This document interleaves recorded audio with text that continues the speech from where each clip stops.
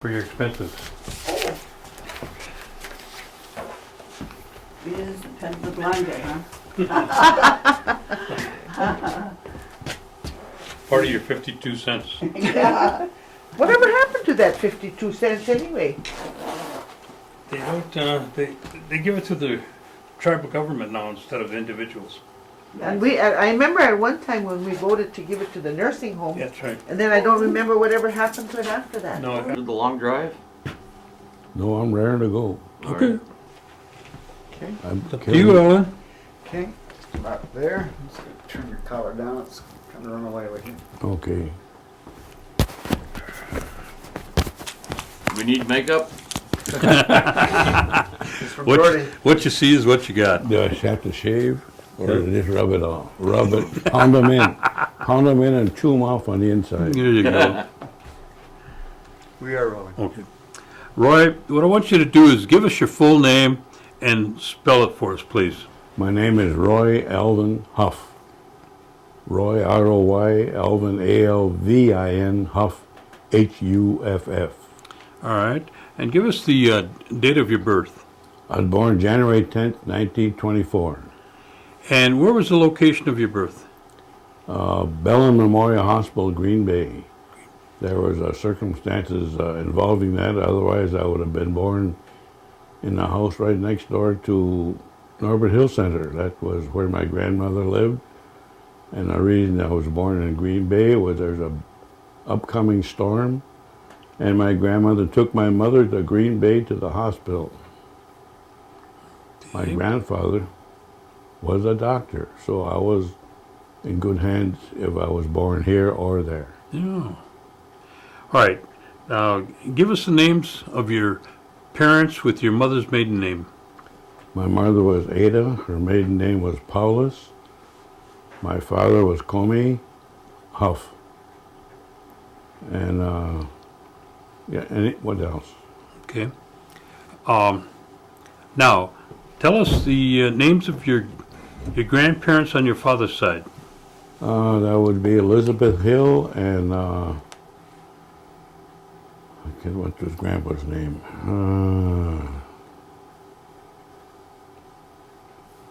I have trouble with my memory, but it'll come to me eventually. Okay. It'll come back to you. All right. Nicholas Huff. Nicholas Huff. Nicholas and Elizabeth. All right. Now, how many brothers and sisters did your dad have? Oh, my dad? Let me see. He had 3 sisters. I don't recall any brothers. Okay. What were their names? Do you remember? One was Dora and Mary, and the other one I can't come up with. Okay. What about on your mother? Did she have any brothers and sisters? She had one sister, Grace. Grace. Okay. Mhm. All right. Do you remember anything of your great-grandparents? Dr. Josiah Paulus was killed in World War I. I didn't know him. My grandmother was Electa Shenandoah. I knew her dad. His name was Solomon Shenandoah.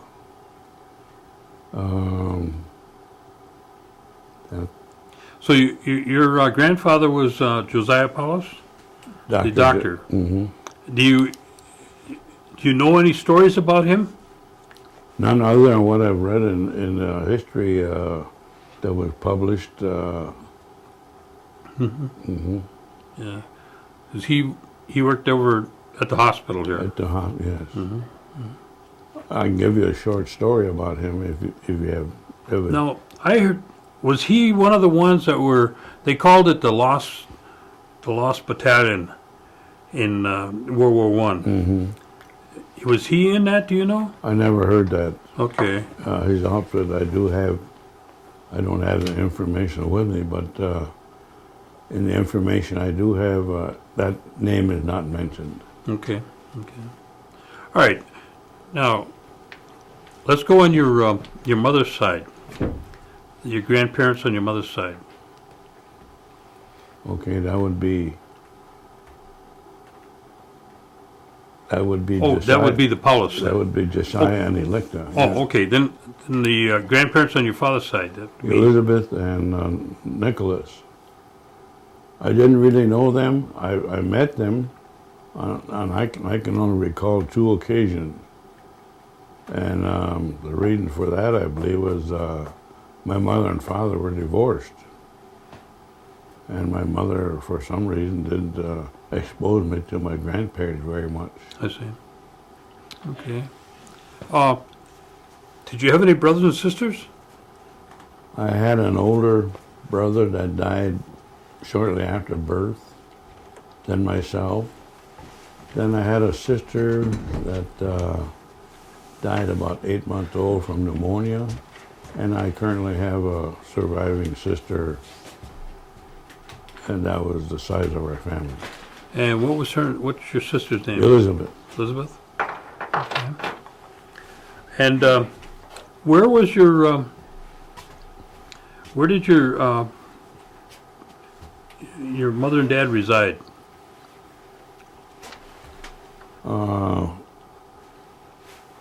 At one time they were in Green Bay and on the res and in Wausau for 1 year. The reason they were in Wausau was my father and another man got a charter to establish a bus line between Green Bay and Wausau. And at that particular time, during the Depression, things were pretty tough, so they each bought a 7-passenger vehicle, and one of them had to live on the other end of the line. The reason being that they would take their passengers and drive until they met, and then they'd take the cars and go back home. So I did live in Wausau for 1 year. Now, do you know what your father's educational background was? I have no idea. Okay. And did he speak Oneida?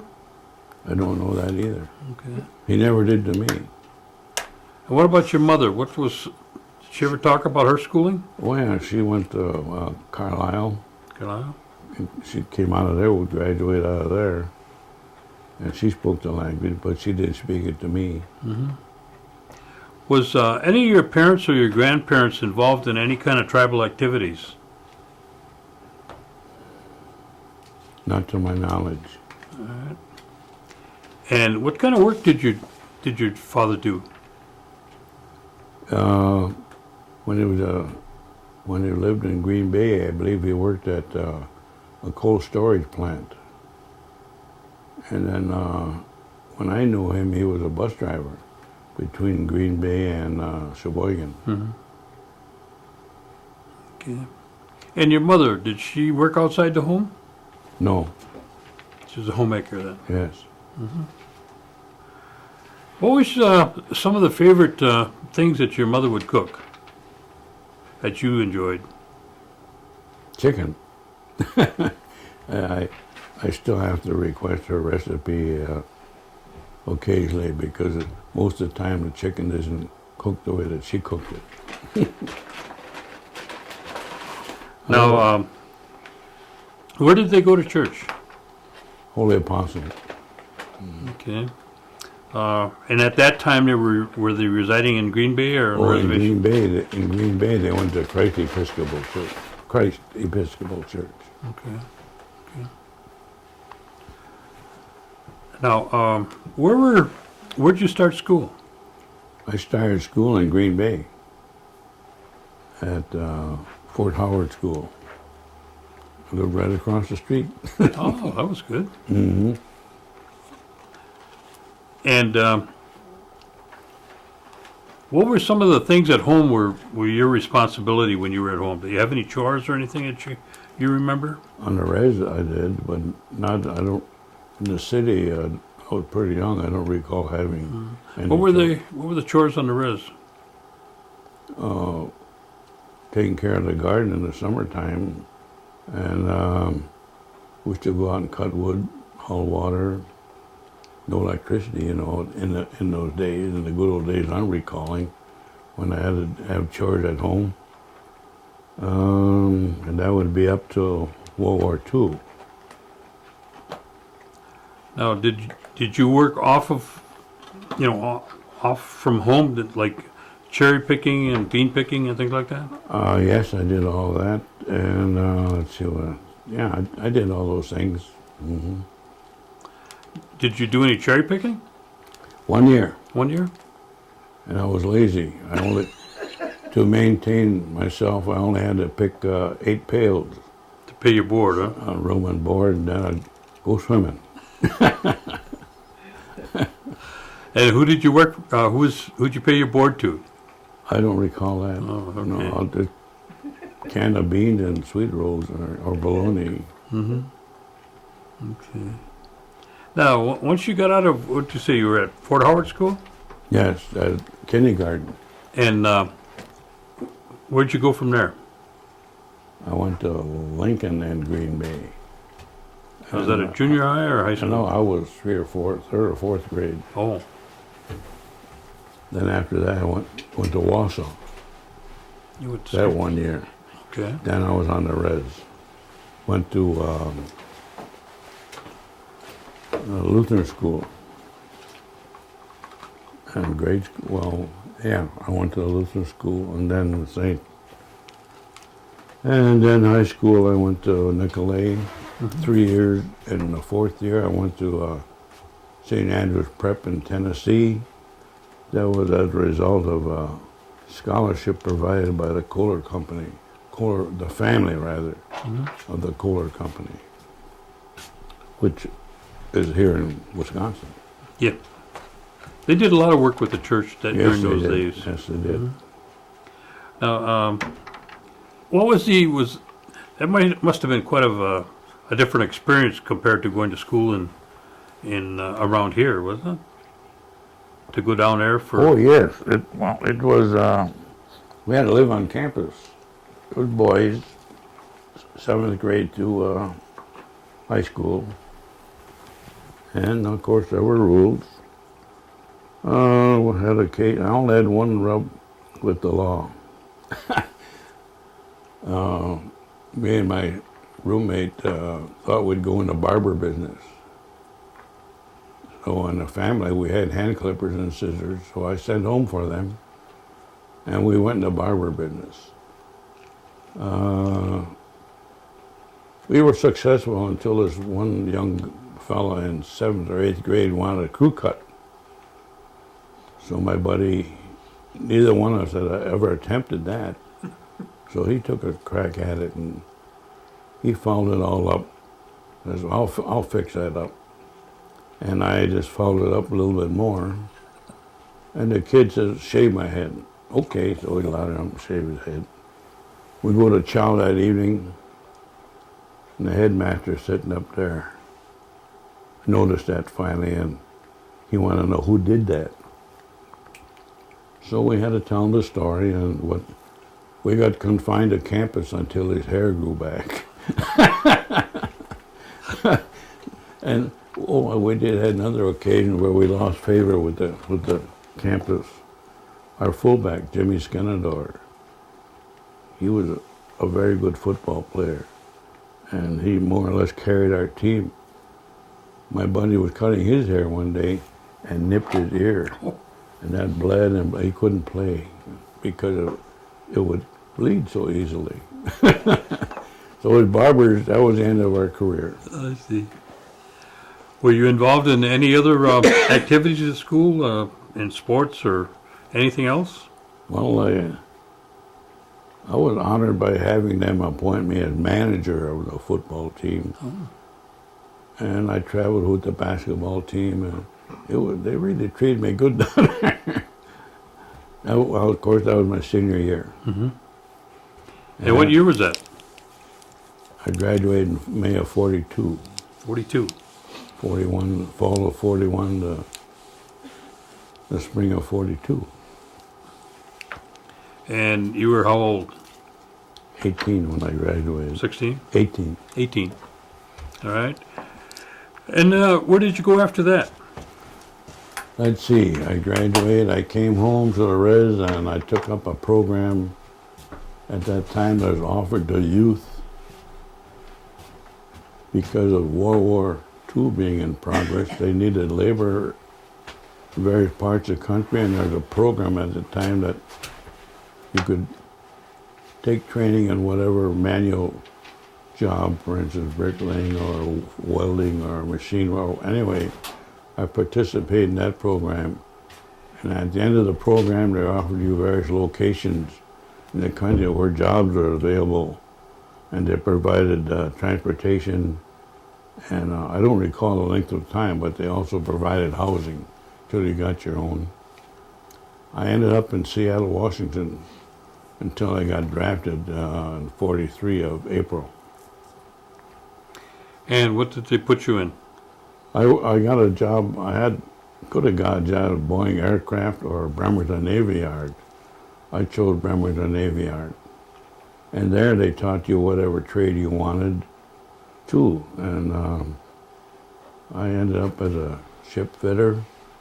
That would, to me, it relate to a carpenter. You do the building when you're working with steel. And anyway, 1 day a week, it was 7 days. You worked every day, and 1 day a week you went to school. I got drafted. They offered me extension, 6 months. I refused it, and I went into service in April of '43. And where'd you go for training? I went to Fort Riley, Kansas. At the end of my training, I came up with some whatever, I don't recall. Ended up in the hospital. My group shipped out. They went east, and I come out of the hospital, I went west. Where'd they send you? Let's see, I went to Fort Ord.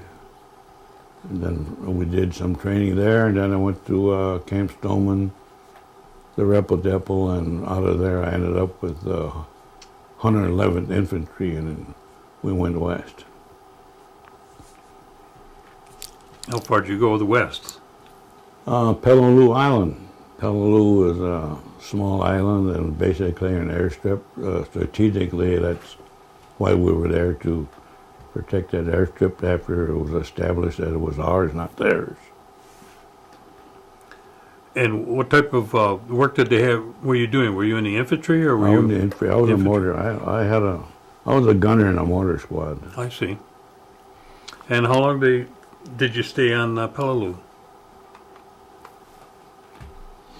We didn't stay on Peleliu itself. We were on outpost duty.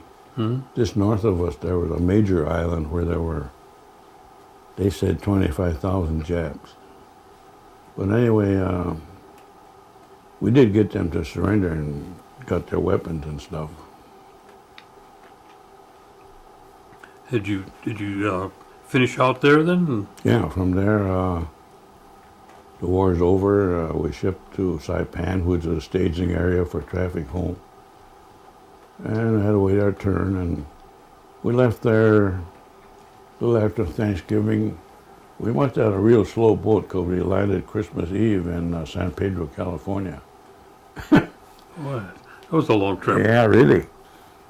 All month. And then ended up at McCoy and got discharged January 3rd, '46. And then what did you do? Then what did I do? I went to school under a program that offered GI. I thought I would pursue mechanical drafting, which I did, but it didn't apply to, in my endeavor to get a job in the real world. I ended up working in a factory in Green Bay for 5 years. Then I got a job with U.S. Postal Service. Lasted 38 years. And you what? It lasted 38 years. With the Postal Service? Yeah. Was that in Green Bay or? I worked for a department of the Postal Service was called Railway Mail. Its title changed to Postal Transportation Service, which included all modes of service that was involved in transit mail. Distribution was performed the same as in a post office, except we didn't handle cash. We stopped, for instance, it used to be right here in Oneida I remember as a young man going down to see the train. I remember that mail car. Never anticipating, hey, I'm going to be in one of some. But anyway, that ended my career until 1967 when they discontinued the railway mail service. At that time, I was offered a job in Chicago, Milwaukee, or Green Bay. Green Bay being closer to home, I chose Green Bay. I lasted 7 years there. It wasn't enough activity there for me. I went to Milwaukee and got in the mechanical part of the operation and ended up there. Now, did 15 years ago. 15 years ago. Now, during this time, did you raise a family? Oh yeah. My goal was, I've mentioned this before, and there's certain people on the reservation remember me saying this, that my goal was to raise 11 boys. I ended up with 2 boys and 4 girls. Oh. And who did you marry? I married Alice May Baird, And what year was that? 1946. 46. So after you come back from the service then. Yes. And where did you meet her? I met mostly at church activities, like before the war, where kids were in school, and there used to be Saturday school at the church, Holy Apostles, and that's where I got to know her. I see. And how many children did you say? 6, 5? 6. 6? Can you give us their names? Donna, Dale, Dennis, Denise, Deborah, and Diane. How many grandchildren out of that? 7. 6 boys and 1 girl. Well, that's... and what's their names? That's going to be a little more difficult. Let's see. Let's see. Let me see. There's Robert. Oh, boy. You got me there.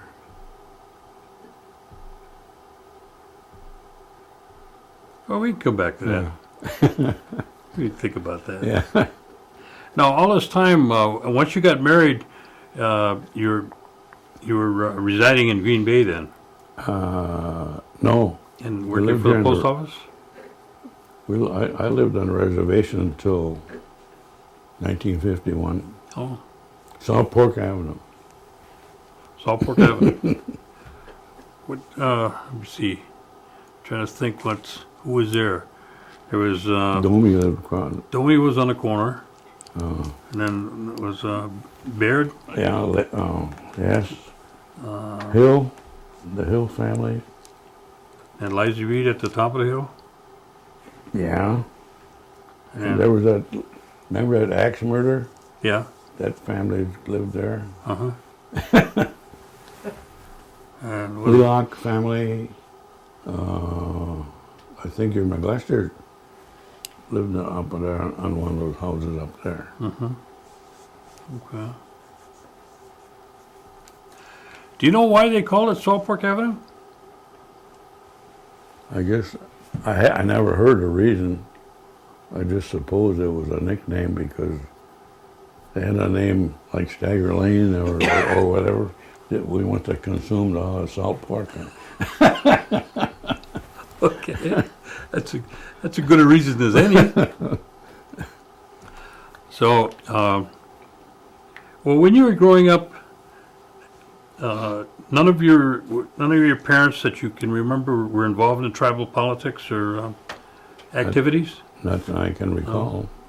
Were you involved in any tribal politics or activities as you grew up? Only with the establishment of the VFW post here in Oneida. Other than that, no. Okay. Now, did you ever hear of any of the older people talk about the New York claim? Yes. I didn't know much about it. I knew what it was, but no details. I see. And you remember them talking about the 52 cents?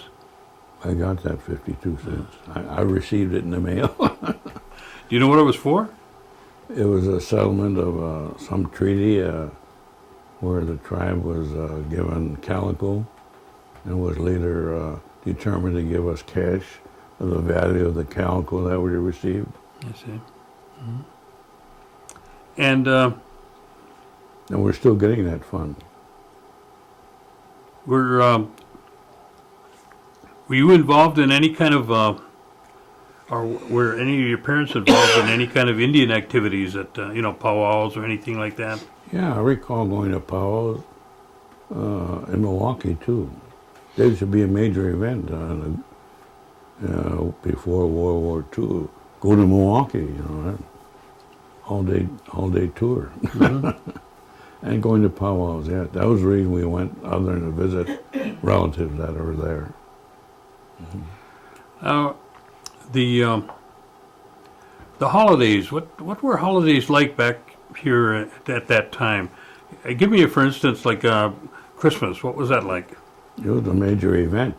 Most of the major events on the res were related to church. As I can recall, church picnics, church dance, box social, or Halloween, and it was all related to church activities, or at least held on church property. What about Hoyan? Do you ever go Hoyaning? Many times. Yeah. There were favorite spots that you knew you had favorite goodies. You always hit those spots. The best donuts on the res.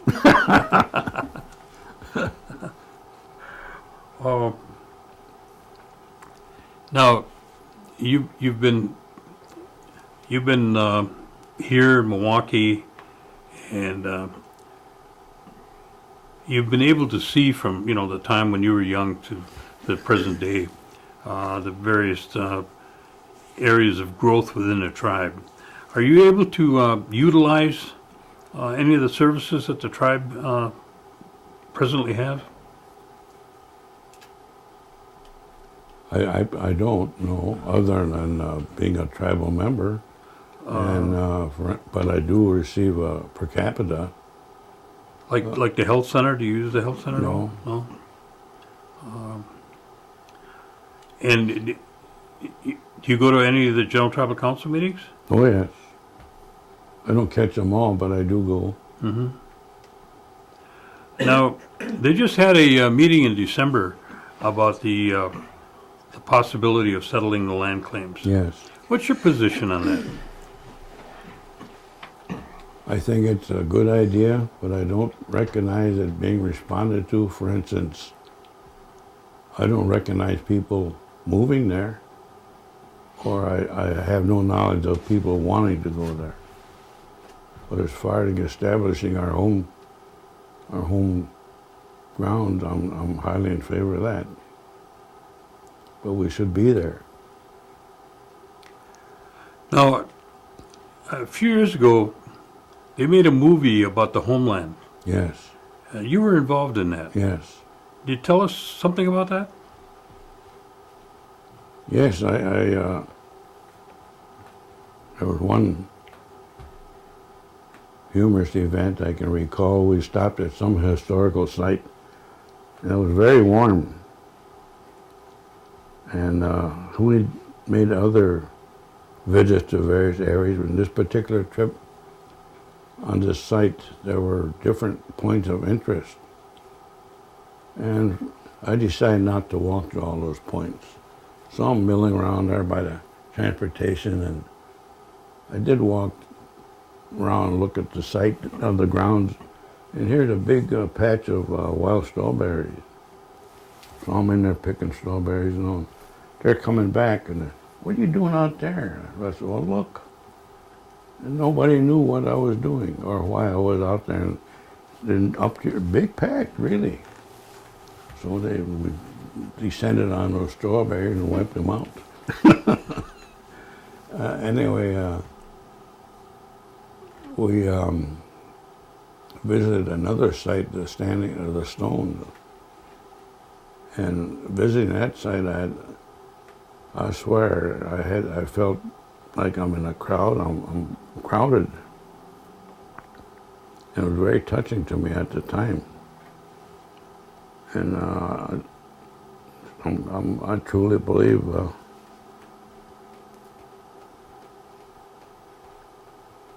Get a lot of power. my ancestors were there. Now, you talked about you received a per capita payment. What's your position on that? I got mixed feelings on that.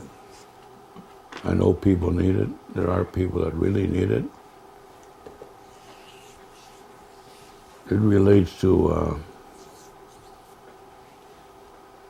for instance, we got a Social Security issue where people are wealthy, they get the same benefits as the people on the lower end of the ladder end.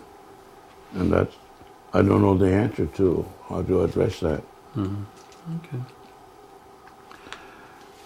Now, if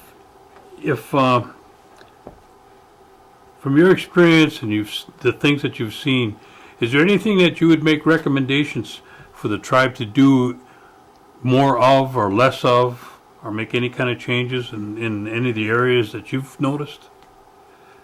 As an example, the senior citizen programs, maybe you haven't experienced them, but is there something maybe that they could do better, or maybe in the education area or the health area?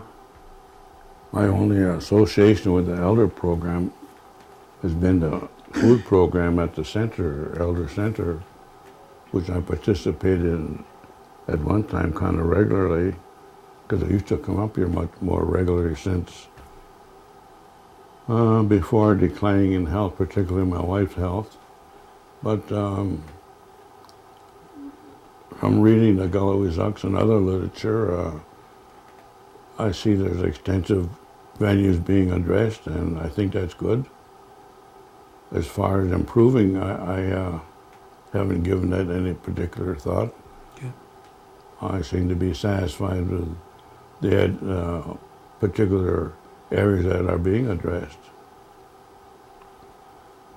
I suppose if I sat down, I could come up with some critical stuff. Yeah. But I don't think I need to. I think the government that exists here on the reservation is doing a fine job. Good.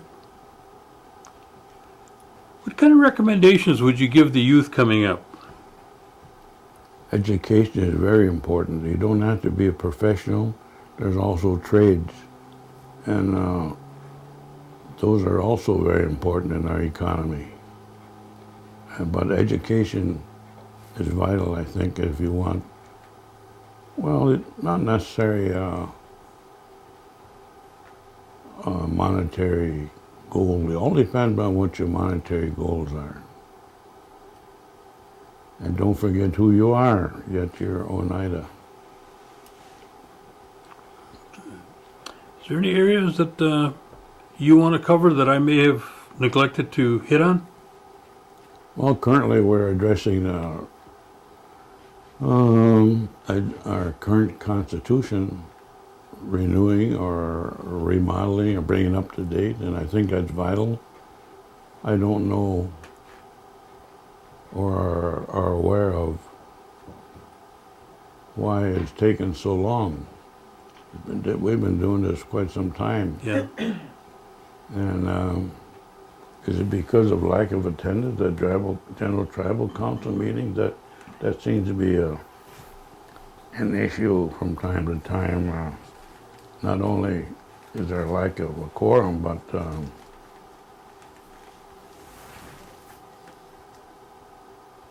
I don't know how to address that either. It's a real concern of mine that we don't get quorum to these meetings. How do we get the younger people to show interest in our government?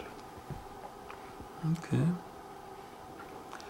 Well, I want to thank you for taking this time and coming down and sharing this with us. Oh, sure. I'm glad to And help. we appreciate it. And like I said, in about 3 to 4 weeks, what we'll do is try to get your copy for you and your family. And then the other one will go to the tribal archives. Okay? Excellent. Thank you. Appreciate And the opportunity.